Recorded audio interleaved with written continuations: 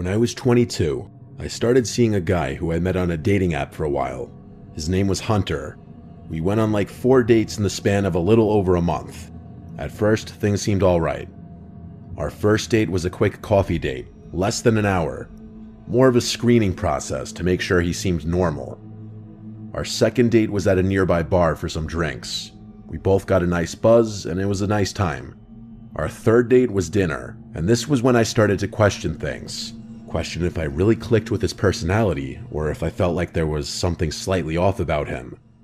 The date ended with a kiss still, the first and only time we ever kissed, so I convinced myself that because I let him kiss me, things went alright. It wasn't until a couple weeks later that we went on our fourth and final date. We went out for drinks once again. However, this time, I went into it with a less excited mindset, and I was paying more attention to little quirks in his behavior that I realized were kind of unusual. It's hard to explain exactly what I mean, but some of his mannerisms just gave off antisocial and borderline creepy vibes. He started to drink way too much on this date as well, and he started getting really touchy-feely at the bar, trying to kiss multiple times. I'm not a fan of PDA, especially not when sitting at a bar with people next to me. I politely turned down his advances, and within a few minutes, I mentioned I was tired, heavily implying we should leave. He asked for the check, paid it, and then we grabbed our coats and left. As we were walking to our cars, he stopped me and very bluntly asked me if we could go home together. I said not tonight, I'm tired and have work tomorrow, which was a lie. He shockingly kept trying, saying he'd drive me to work tomorrow and such. I found it to be absurd whether he was drunk or not. I also wasn't a fan of him drunk driving home. I made the decision at that point that I wouldn't see him again. I went to my car in the parking lot across the street and started driving home slowly, just because I had a couple drinks in my system. I wasn't drunk, but I was still very cautious. I was also overly alert of my surroundings, looking around for cops, which perhaps is why I picked up on the fact that the same car was behind me still after I made at least 3 turns. And at a certain stoplight, I realized it looked like Hunter's car. I texted him, "Are you following me?" He texted back pretty quickly, saying, "Yes, I just want to make sure you get home okay." I called him, but he wouldn't pick up. This was so weird, and quite frankly creepy. I pulled over and texted him to stop following me, I'm fine. He stopped in the middle of the street for a second, I presumed to read my texts, and then he drove off past me. He didn't text back, not until I got home and was in bed. He said as follows, "I hope I didn't weird you out tonight. Sorry I got so drunk.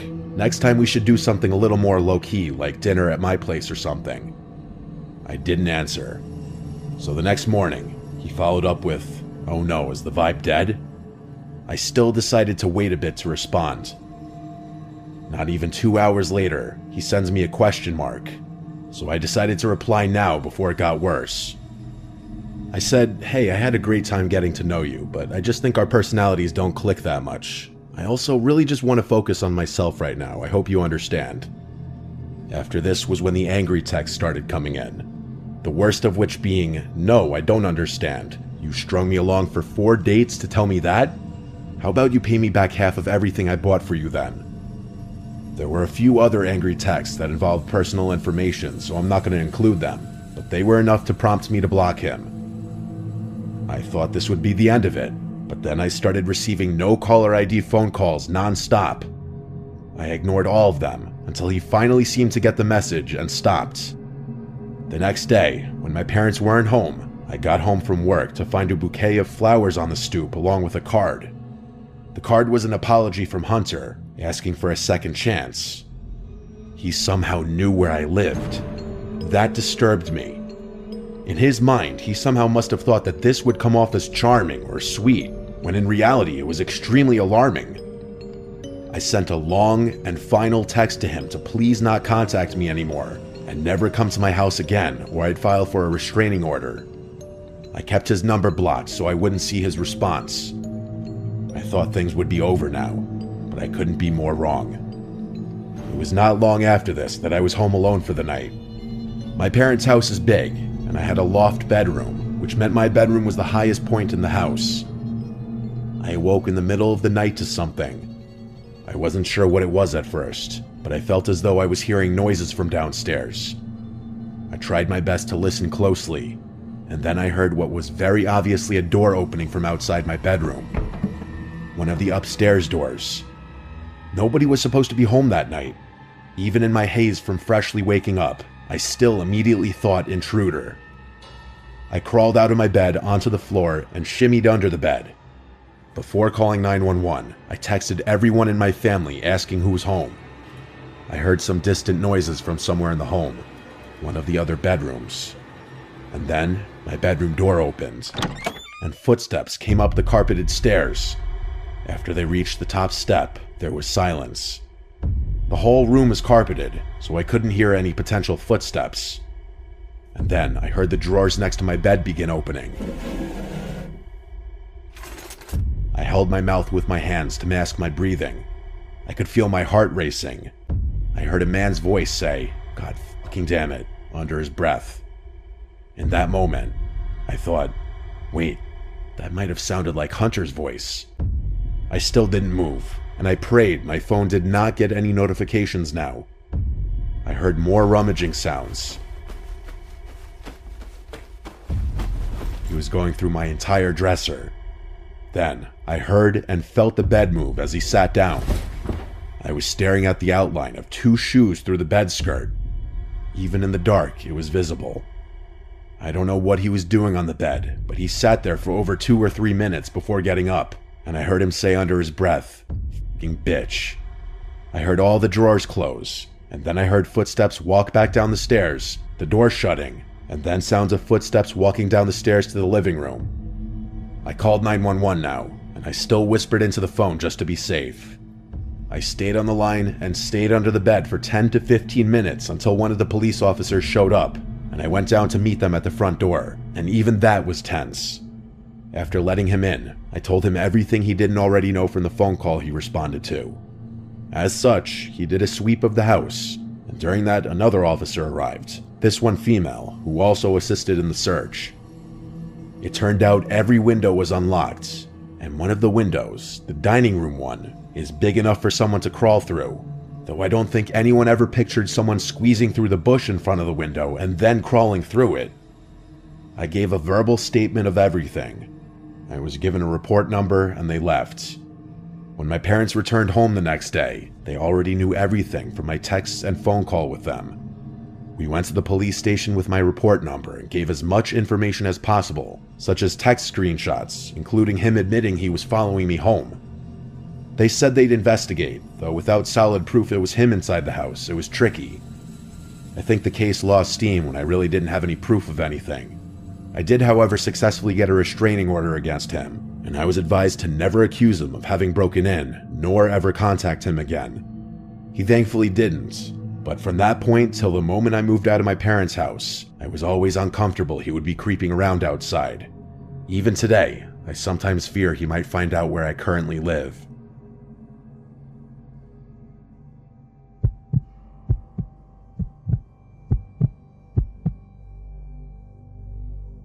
I was in the 6th grade when this happened.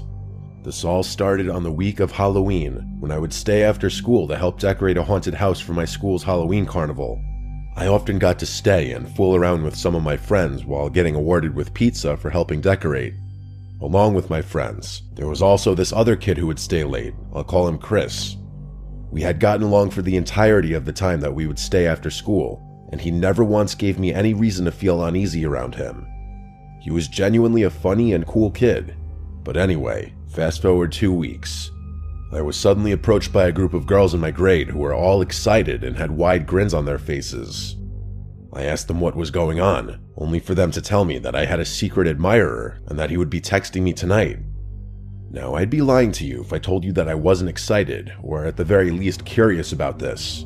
I wanted to know who. Later that night, when I was about to go to sleep, I got a notification from Messenger. It was the only app I had at the time that I always used to communicate with my parents whenever I was home alone. The message was from Chris. I had completely forgotten that I added him on Facebook on Halloween. I opened the message and it read, "Maya, I need to talk to you." I was concerned and quickly replied, "Yeah, what's going on? Everything okay?" To this day, I wish I hadn't replied. The typing bubbles appeared and stayed there for a good 2 minutes, which meant that he was still typing. It felt like forever until his message finally came through. I didn't expect what came next. In a long paragraph, he confessed his love for me and how I've been driving him crazy since Halloween. He also proceeded to explain how he tried to impress me during recess and phys ed with his soccer skills, but that I never seemed to notice him. He said that he was growing tired of being ignored, and it ended with, "I want you to notice me. So I guess what I'm trying to say is, will you be my girlfriend?" I cringed at every word. I stared at the message for a long time. What the hell, I barely even know this kid, and I drifted apart from him a long time ago. I was trying to come up with a way to let him down easily, as I didn't want to hurt his feelings. I told him I didn't like him like that, and that I wanted to just be friends. I could tell right away that he didn't like this answer. He kept asking me why, and I had to come up with a reason each time until he eventually stopped answering. The next morning was a nightmare for me. Some of his friends kept coming up to me and telling me that Chris wanted to kiss me, which he told the entire grade he wanted to do, and that he would do it even if it meant cornering me. Taking this as a threat, I decided to tell my teacher.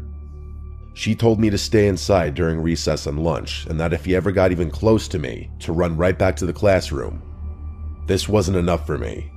I reported him to the principal, who told me he would do something right away, and this gave me some relief. I feel I should mention that I lived right across the street from my school, and everyone knew this, including Chris, which leads me to what happened next. Later on in the week, I was walking home from school. I hadn't even been inside my house for more than 2 minutes before I heard someone knocking on my front door. I peeked out the window just in time to see someone ducking behind a parked car across the street. It had to be Chris. He must have been following me. My mom opened the door to find a piece of paper on the floor, and not surprisingly, it was addressed to me. I read the note out loud, and it said there was a surprise waiting for me under the Cadillac in my driveway, which at the time belonged to my brother. My mom went to check, only to find nothing. But it was after this day, my brother's Cadillac stopped working. I still have no idea what Chris did to the car, but my brother was forced to sell it. Unfortunately, my nightmare doesn't end there. I was constantly harassed by Chris's friends telling me to give him a chance and that he would treat me right. There was even a moment when I caught Chris taking a picture of me walking home, and the only reason I saw him was because I barely heard the sound of an iPhone camera behind me. Who knows how many photos of me he had on his phone. And every morning I woke up to a message from him with something along the lines of, "I can't wait to see you at school," or "I bet you'll look beautiful today." The harassment and stalking were only getting worse, and it was making me fear for my safety, especially now that he knew where I lived. Finally, I got a call into the counselor's office and I felt relieved, expecting her to tell me that Chris was going to get in trouble or that the cops would get involved. Anything. Instead, what I heard was worse. The counselor proceeded to tell me that boys will be boys, that they do crazy things when they're in love, and that I shouldn't be mad about this. She told me I should feel flattered as this kind of stuff was bound to happen, and that the only thing I could do was to accept it and learn from it. At the time, I didn't see the problem with her words, as I genuinely believed her, but looking back on it now, this was an insane and disturbing thing to say to a 6th grader who was being sexually harassed and who was fearing for her safety almost every day. That afternoon, I came home from school telling my mom everything the counselor told me, and she was rightfully furious. I was called to the principal's office again that same week, this time with my mom present. I remember very clearly my mom telling the counselor and principal, "What are you waiting for something bad to happen to her before you do something?" She continued to ask why it was taking so long for something to be done. They both stayed silent. My mom ended it by threatening the counselor and telling her to never speak to me again unless she was present. But unfortunately, I don't think the school ever did punish Chris, which to this day enrages me. He basically got away with everything. It doesn't even end there. One night during the weekend, when my parents had gone shopping, I was about to go to bed after watching a YouTube video on my iPad, when I heard something at my window. Now, I'm on the 2nd floor, so this was especially strange. The only thing that hits my window are birds accidentally flying into it. I sat up listening. Then it happened again. It sounded as if someone had thrown something at the glass. Then it happened again and again. They were consistent thuds, and it was starting to freak me out. I finally got the courage to get up from my bed and see what it was. My heart dropped into my stomach when I opened the curtain and looked down to see Chris holding a handful of rocks, looking up at my window. He somehow had managed to figure out which window was mine. He was about to throw another when he noticed me. I could ever so slightly see that he was saying something, but I didn't stop to see what. I remember going to see if every window and door was locked, and thankfully everything was. When I returned to my room, I received 4 messages from Chris. "Why did you leave? I just want to talk. I'm sorry, all I wanted was a kiss. Please forgive me. You are not who I thought you were. Bye." I blocked him after that. Thankfully, I never had another incident, even though I had to see him throughout the entirety of my school years, from 6th grade to senior year. The last thing I heard about him was that he was arrested. God only knows for what. The saddest and scariest part of my story, though, is the fact that a counselor was comfortable with telling me that this kind of behavior was a compliment and a learning experience for me as a girl. I just hope that woman no longer works with children, and that I never have to see Chris again.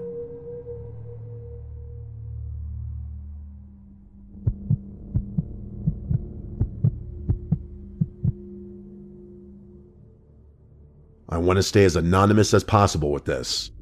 This was a very serious occurrence that I have PTSD about, and unfortunately, it scarred me. I'm changing all towns and names in the story, so there's no way it gets traced back to me. I've been a very reclusive person most of my life. It started at a young age. Even in my early school years, my teachers would tell my parents I had antisocial behavioral problems. I would even be included in some of the, I guess you would say, special 20-minute classes for speech and behavior in elementary school. At the time, I didn't comprehend why I was being brought there while the rest of my class wasn't.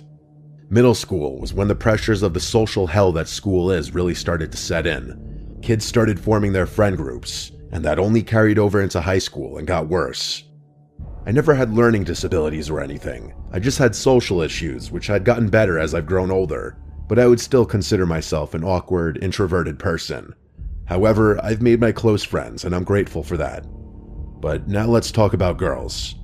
Of course, being a social recluse comes with having trouble with the ladies. Honestly, not to get too graphic, but it means something to my story. I lost my virginity at 21. That's a bit late, I'd say. This was at the age of 23. I moved out of my parents' place already. I had been working a high-paying job in my field for a couple of years at that point already, and I bought a townhouse in my hometown. It was pretty affordable, but a nice and big townhouse. I don't live there anymore, but it was 2 floors. It was the kind of place that would impress girls at 23 if you owned it. So one day swiping on Tinder, I matched a pretty decent-looking girl. I'll call her Emily. We went on a date at a nearby restaurant for dinner. I was a little in my head, thinking she was judging me or I was acting awkward, and by the end of it, I felt like she'd never want to see me again. But when I was in bed after getting home, she told me she really liked me and had fun, and I was ecstatic, honestly. So we went on a 2nd, 3rd, and 4th date, and honestly, things felt great after I got out of my head. We became boyfriend-girlfriend fairly quickly, but the honeymoon phase didn't last forever. When you first start seeing someone, you get excited anytime they text or call you. You crave the attention because ideally it's a two-way thing. But slowly, I started feeling as though she was texting me maybe a bit too much. At all times of the day, she'd ask where I was, if I was doing something, or perhaps took my time in responding. She'd call me or send question marks to follow up. One day when we were on the couch, she demanded we share our locations with each other. I wasn't thrilled about this, even though I had nothing to hide. I did it anyway. So we're a couple months into the relationship, our location shared, and this is where things went really sour. She'd start asking me why I was at Phil's house and not answering her texts. It got so bad that one night when I was with Phil and my friend Mark in Phil's basement on a Friday night, she actually showed up to his house, and Phil's mom walked Emily downstairs. She didn't even hide the fact that she was pissed at me, and immediately spoke in a loud voice, almost a yell, reprimanding me for goofing around at Phil's house instead of answering her texts about going to some winery the following day. I asked her if we could discuss this later, but she insisted I leave with her. I apologized to my friends and went outside with her. We had an argument in the street. She wanted to come home with me, but I told her no. We both drove separately, obviously, so I drove home and told her not to follow me. When I got home, I sent her a long text telling her we need a break and I need space. Should I have done this in person? Yeah, probably. Text message breakups aren't fair most of the time. But honestly, in the moment, I was scared of what her reaction would be in person. Of course, she started calling me over and over, blowing up my phone with texts. When I eventually stopped answering, I got aggressive pounds at my front door of my townhouse and constant rings from the doorbell. It got so bad that my neighbor actually came out and asked her what she was doing. I heard Emily screaming at him that I'm a piece of shit and this and that, and my neighbor calmly told her to go home. I listened to everything with my ear basically up to the door. She did leave, and honestly, I was kind of disturbed. I'm not saying the crazy just came out of nowhere, there were definitely signs, but I was blind to some of it because of the honeymoon effect.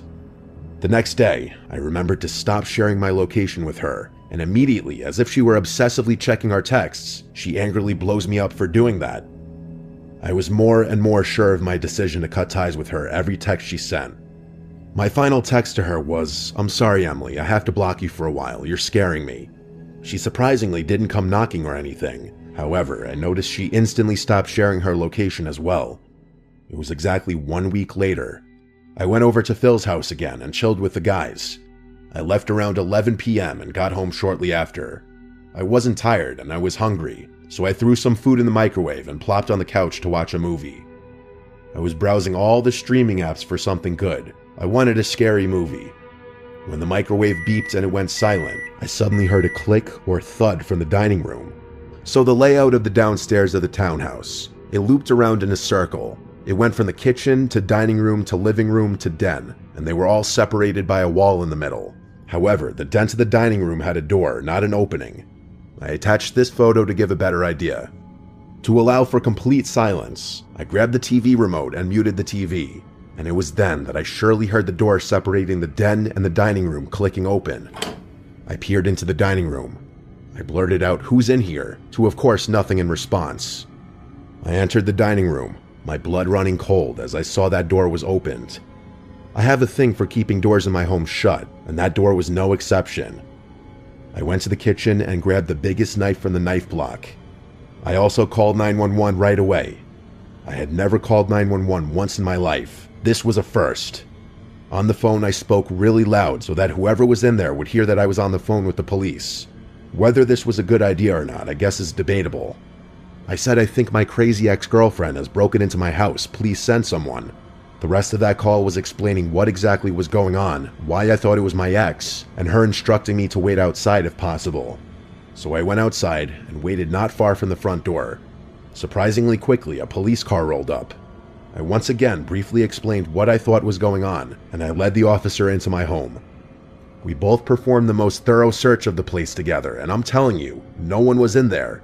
We checked the mini crawl space hidden in the closet. We checked every closet for that matter. We checked under the beds, under the couches, even the mini attic too. When the coast was quite literally clear, he told me to call again if I heard anything, which said to me that he believed me and knew I wasn't making it up or going crazy. My night was obviously disturbed after that. No way I was going to be able to sit in the living room and watch a movie now. I ate my food, which had been sitting in the microwave, and went up to my room and locked the door. I texted all my friends and family, of course, about how spooked I was, but given that no one was in there, I had to dismiss it as just one of those creepy moments of something in the house moving by itself. I almost texted Emily, but refrained from doing so. I took a melatonin, and from what I remember, I quickly drifted off to sleep surprisingly. However, I'm a light sleeper, and something caused me to wake up. I didn't know what it was, but something in the room felt off.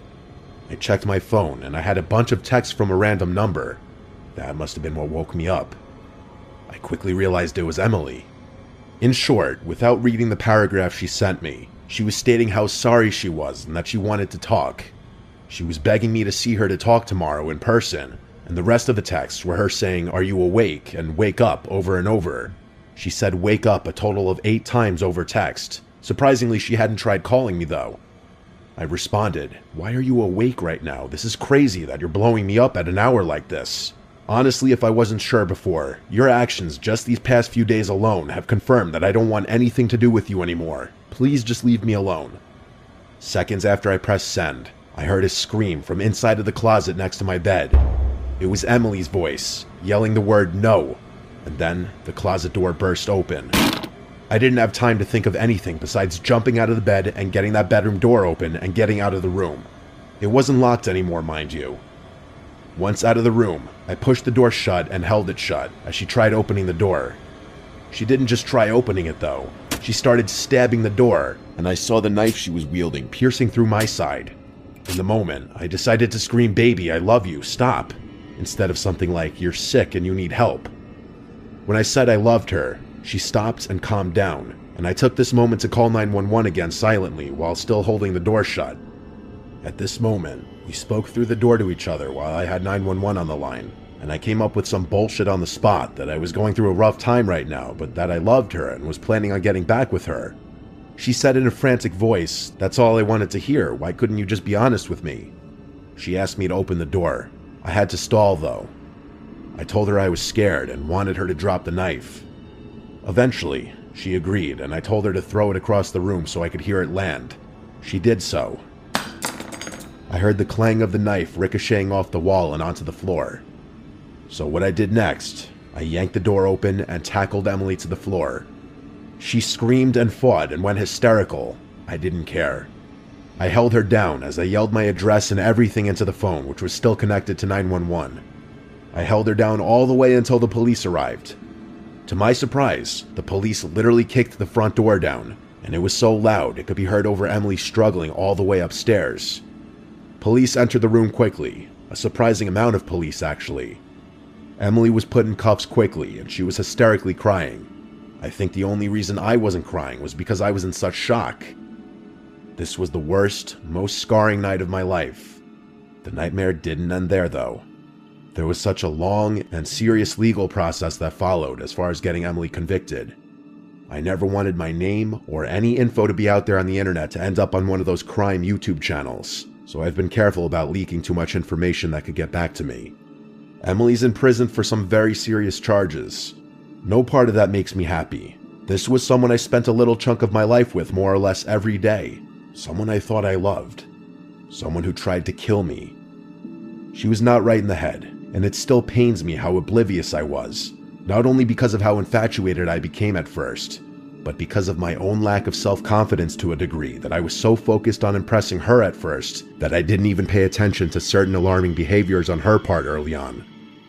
I know this will stick with me forever, and honestly, even if anonymously, it would feel good to get the story out there finally if it's chosen to be read.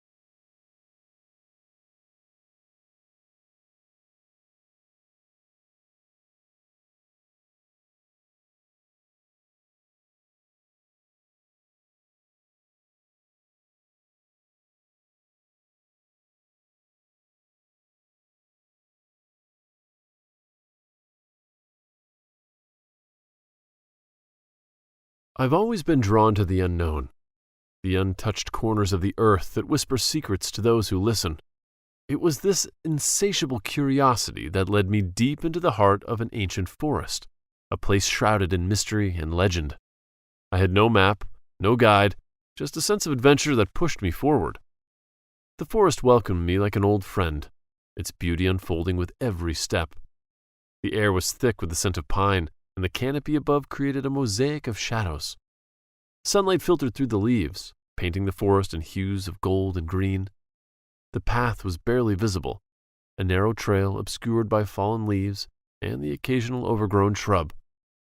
It was incredibly peaceful, and I felt a connection with nature that seemed almost magical. As I walked deeper into the forest, I noticed the subtle details that made this place so charming. Vibrant moss carpeted the ground, and wildflowers of every color peeked through the undergrowth, adding splashes of excitement to the serene greenery. Every now and then, a deer would dart across my path, its eyes wide with curiosity before disappearing into the underbrush. It was a living, breathing tapestry of life, and I was just a visitor in its midst. After hours of wandering, I began to feel a strange sense of anticipation, as if an extraordinary wonder lay just ahead. There was something enchanting about a forest, a mysterious allure that I couldn't quite put my finger on. I paused for a moment, listening to the symphony of rustling leaves and distant bird calls. It was then that I heard it, the faint, melodic sound of running water. Intrigued, I followed the sound until I stumbled upon a sight that took my breath away, a beautiful, crystal-clear river, revealing a bed of smooth pebbles and shimmering fish that darted to and fro.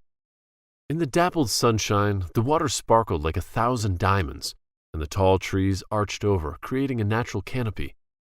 The banks were lined with lush greenery, flowers blooming in a riot of colors that seemed almost surreal. It was an untouched piece of paradise, hidden away from the world, a perfect oasis in the heart of the forest. The scene was so pleasant, so inviting, that I felt an overwhelming urge to kneel by the riverbank and take a sip. I cupped my hands and dipped them into the water, feeling its refreshing chill against my skin. As I lifted the water to my lips, I couldn't help but marvel at its purity. It tasted sweeter than any water I had ever drunk, invigorating and pure. As the cool water trickled down my throat, I felt an immediate rush of refreshment. It was as if the essence of the forest had been distilled into this one perfect sip. I closed my eyes, savoring the moment, feeling a deep connection with the ancient woods around me. But as I opened my eyes, something felt different. The forest around me started to blur, the vibrant colors shifting and warping before my eyes. I shook my head, trying to clear my vision, but the strange sensations only intensified. At first, it was subtle. The trees seemed to sway more than they should, their trunks bending and twisting in impossible ways. The sky above, once a tranquil blue, now swirled with tints of purple and green. I stood up, my heart pounding, and looked around in confusion. The beauty of the forest now seemed tainted with an uncanny, sinister quality. I took a step back from the river, but my legs felt unsteady, as if the ground beneath me was shifting. The sound of the running water grew louder, almost deafening, and I clapped my hands over my ears in a futile attempt to block it out. The birdsong, once melodious and soothing, now sounded like eerie, discordant cries. Shadows danced at the edges of my vision, dark figures flitting through the trees just out of sight. I turned, trying to catch a glimpse of them, but they always stayed just beyond my reach. Panic began to set in. What was happening to me? I stumbled away from the river, desperate to escape the growing sense of dread. I reached out to steady myself against a tree, but my hand passed through the trunk as if it were made of mist. I tried to call out, but my voice sounded distant and distorted, as though it were echoing from the depths of a cave. As I pushed through the underbrush, the hallucinations grew more vivid. The trees seemed to reach out with gnarled branches, trying to ensnare me. The ground beneath my feet constantly changed and buckled, turning the simple act of walking into a perilous ordeal. I saw faces in the foliage, their eyes watching me with a mixture of curiosity and malice. I tried to tell myself it wasn't real, that it was all in my head, but the fear was all too real. Desperately, I tried to retrace my steps, to find my way back to the safety of the familiar forest path. but the landscape around me had transformed into a maze of twisting trails and morphing scenery. Every direction I turned seemed to lead deeper into the unknown. My sense of time distorted, minutes stretching into hours, each moment more terrifying than the last. Suddenly, the forest floor beneath me gave way to a steep incline, and I found myself tumbling down a slope, branches and leaves whipping past me. I landed with a thud in a small clearing, my body aching from the fall. I lay there for a moment, staring up at the sky, which now churned with dark, ominous clouds, like an oil slick spreading across the heavens. I struggled to my feet, my vision swimming. The clearing was ringed with strange, luminescent plants that seemed to pulse with a bizarre, wicked light. The air was dense with an unnatural stillness, broken only by my raged breathing. I began to move again, compelled by a desperate need to escape this living nightmare. My heart pounded in my chest, each beat reverberating like a drum in the silence.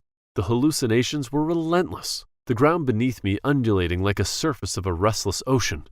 I couldn't tell if they were real or figments of my imagination, as the uncertainty gnawed at my sanity. I started to see the faces of my loved ones, twisted into freaky masks of pain and anger. They reached out to me, their hands grasping at the air, and I recoiled in horror. Every sound, every movement was amplified to a fever pitch, driving me to the brink of madness.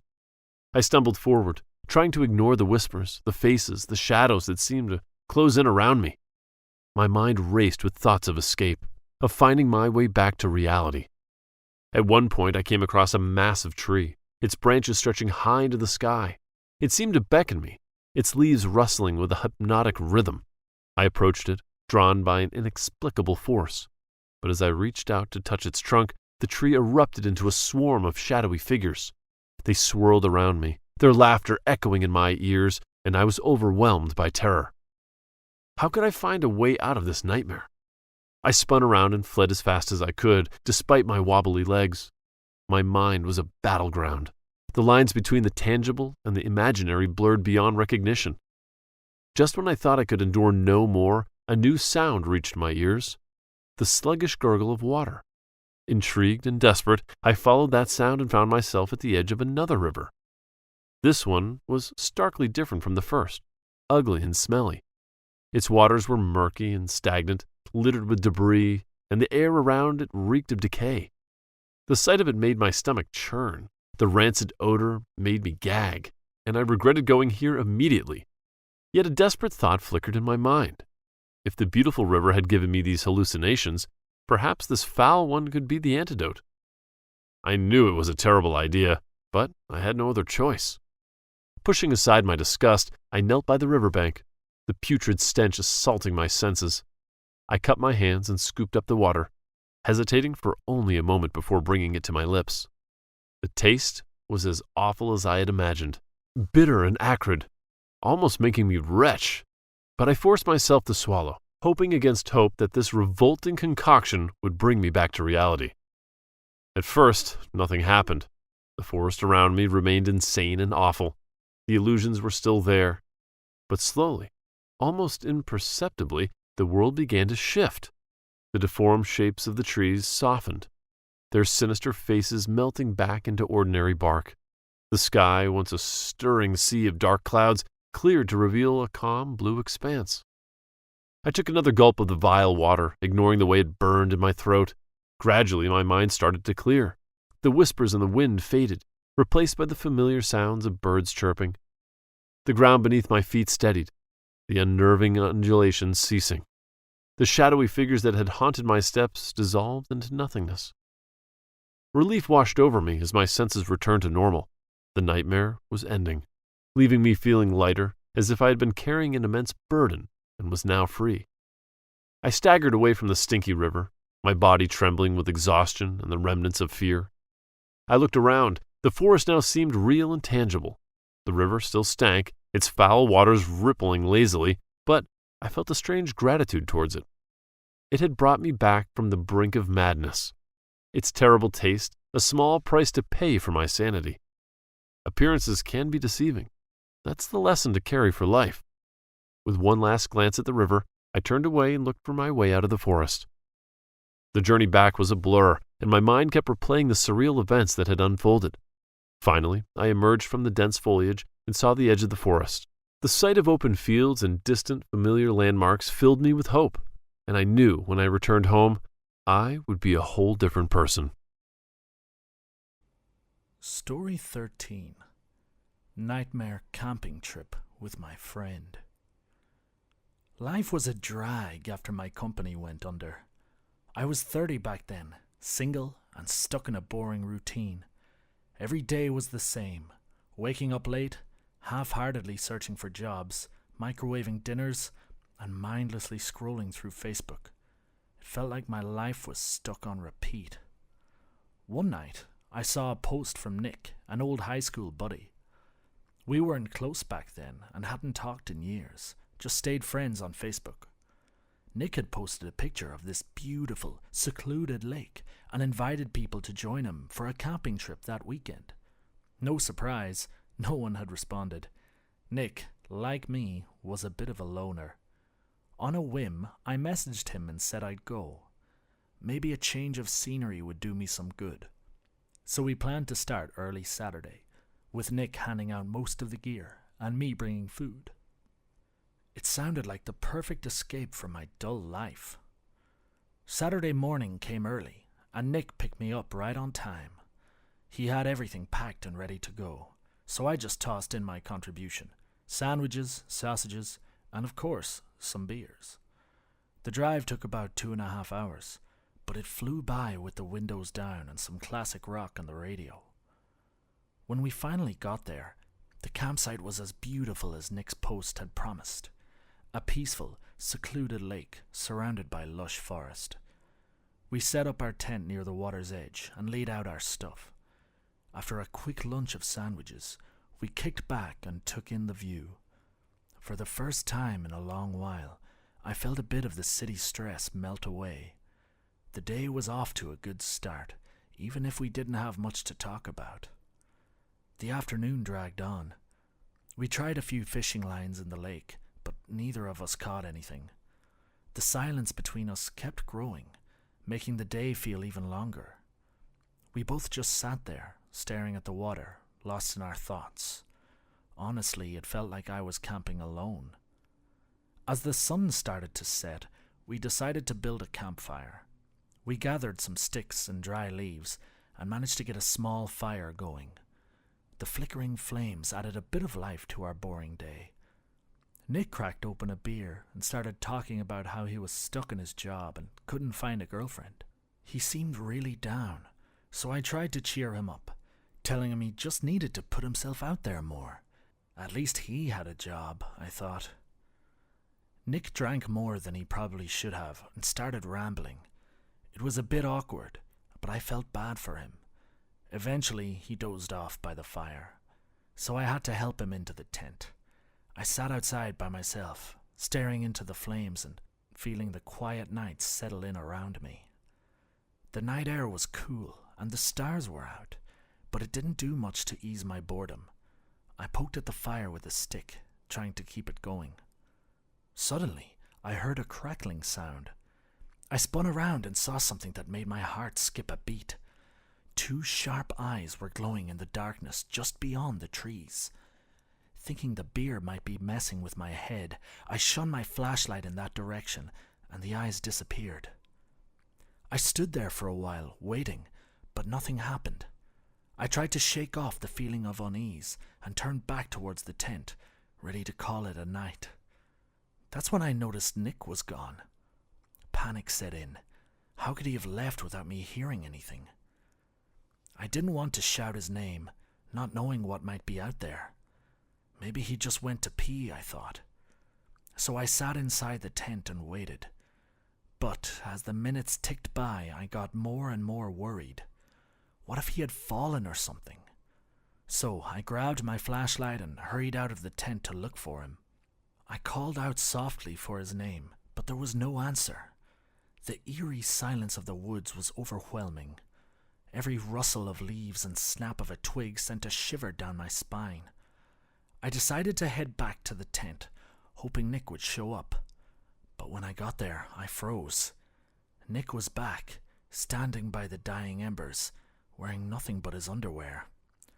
"Nick, what's wrong with you?" I yelled, but he just turned to me with this weird smile, a mix of grief and horror. His eyes were empty, almost lifeless. He started walking toward me, arms outstretched, head swaying oddly. "Don't move," I warned, my voice shaking, but he didn't seem to hear me. Suddenly, he opened his mouth, showing what looked like fangs. In a flash, he lunged at me. I barely managed to dodge him, and without a second thought, I took off. I ran through the woods, my flashlight flickering. I didn't dare look back, just kept sprinting until my breath was ragged. Eventually, I stopped, gasping for air and trying to steady my nerves. I don't know what was going on with Nick, but I couldn't just leave him out there alone. I was so confused, fearing that he might do something bad. But I was too scared to go back, so I decided to call 911 and report everything. About half an hour later, the police showed up and found me still standing there, frozen. I told them what I saw, and they asked me to lead them back to our campsite. Reluctantly, I got in their car and showed them the way. As we approached, Nick wasn't at the tent anymore. Instead, he was wading into the lake. The officers immediately rushed in and pulled him out of the water. But I just stood there, watching as he passed out. The sight hit me hard, as I had no idea what the hell was happening. What if I hadn't gone back? I didn't even want to think about it. My head was spinning. Nick was taken to the nearest hospital in an ambulance, and I followed in another car. The doctors checked him out and said he had a sleepwalking disorder, complicated by night terrors and dissociative episodes.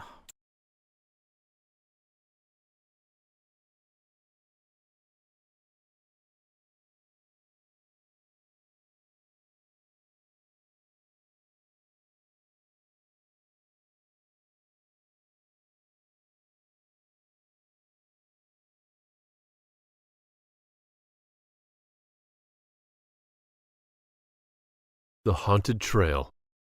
When I was 13, my parents decided it was time for me to join the Boy Scouts. You know how parents are. They always want to prepare their kids for the future, teaching them responsibility and self-reliance. So, there I was, learning to camp, hike, and survive in the wild. Well, after 2 years of honing my skills and gaining confidence, I was super excited to be assigned to a 7-day hike on the Appalachian Trail. Our group consisted of 6 boys, ranging in age from 15 to 18, and 2 adult leaders. Mark, 22, was a friendly and approachable leader, while Kevin, 26, on the other hand, was a bit strict and quiet. Though they're different, the most important thing was they're both experienced and they knew the trail well. That was enough. We started our hike on a Monday at Springer Mountain, aiming to reach Blue Mountain Shelter by the end of the week. The Appalachian Trail in Georgia is known for its dense forests, challenging terrain, and stunning views. The trail promised adventure with hidden waterfalls and the chance to spot wildlife like deer and maybe even a bear if we were lucky. As we set off, the excitement was palpable. We were all ready to test our skills, enjoy nature, and have fun around the campfire at night. The first 2 days went by as we had imagined, hiking all day, setting up camp, and then chilling around the campfire at night. Everything was perfect. On the 3rd day, the atmosphere was even more exciting as Jack, one of the older boys, decided it was perfect night for spooky stories. He loved scaring us and was really good at it. This time he told us about a haunted ghost that supposedly roamed the Appalachian Trail. According to Jack, the ghost was a young woman who had died tragically while hiking the trail alone. And her spirit was cursed to catch someone else to replace her, dooming them to roam the trail forever. I felt a chill run down my spine, but tried to play it cool. The other boys noticed my shaking hands and started laughing and teasing me. Feeling really embarrassed, I just got up and headed back to my tent, not caring what they were up to. A few minutes later, a heavy rain started pouring down, making them scramble to secure their stuff and dive into their tents. The chatting and laughing quickly turned into pounding sounds of rain on the tents. As everyone drifted off, Jack's story kept replaying in my mind, and every little noise outside made my heart race. Suddenly, I heard something like footsteps outside our tent. I listened closely, hoping it was just my imagination, but the footsteps kept going, circling around us. I wanted to wake Mark and the other boys, but I didn't want to make them think I was scared because of Jack's story. So I lay there, still in my sleeping bag, hoping this moment would soon pass. Then the rain started pouring down even harder, and the footsteps faded away. I told myself it was probably just an animal looking for food and nothing to worry about. I also had a long journey ahead. I couldn't let a sleepless night slow me down. So I convinced myself to sleep, and eventually I did. But I didn't sleep much, tossing and turning until I heard that sound again. This time the footsteps were louder and quicker. My heart started racing, but I stayed quiet, listening intently. I checked my phone inside my sleeping bag. It was 2:05 a.m. The footsteps then disappeared again, leaving my mind racing with possibilities.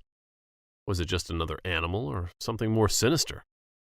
Suddenly I heard the sound of a zipper followed by footsteps, then more footsteps. Something was definitely off. I sat up and shook Mark awake. It was around 2:30 when someone pounded on our tent and shouted, "Mark, wake up! Jack's gone!" Everyone woke up in a panic. Kevin was standing outside and he looked seriously worried. He told us that Jack was missing. Apparently Jack had gone out earlier because of a stomachache, but he never came back. We quickly got dressed and grabbed our flashlights. Kevin decided we needed to split into 2 groups and search for Jack. He led one group and Mark led the other. We scoured the area, calling Jack's name and shining our lights into the darkness, but there was no sign of him. The forest felt like it was closing in on us, every shadow, sound making my imagination run wild. Eventually we had to give up and head back to camp. Kevin contacted the center, and they set out a rescue team right away. Kevin stayed with them, while Mark took the rest of us down the mountain and back to the center by bus. The atmosphere on the bus was tense and fearful. Kyle, one of the older boys, kept muttering about the haunted ghost, but Mark quickly shut him down, trying to keep everyone calm. That night we stayed at the center, waiting for news about Jack. The rescue team searched tirelessly for Jack, combing through the dense forest, but it was all in vain. Days turned into weeks, and still there was no sign of him. Those of us who had been on the hike couldn't shake it off, and the story of the haunted ghost felt more real than ever. 6 months later, just when we were starting to lose hope, a ranger reported finding a body stuck in a waterfall at Raven Cliff Falls, about 1,000 feet off the Appalachian Trail. A rescue team was sent to retrieve the body. When they brought it back, they were shocked to discover it was Jack. But the most disturbing part was the state of his body. It hadn't decomposed. Instead, it had swelled to nearly 500 pounds. The whole ordeal made everyone freaked out, and the story of the haunted ghost spread beyond our town. As for me, I can't hike a trail or sit around a campfire without thinking about Jack and that terrifying night. The memory of what happened on the Appalachian Trail still sends chills down my spine, a haunting reminder of the unknown lurking in the wilderness.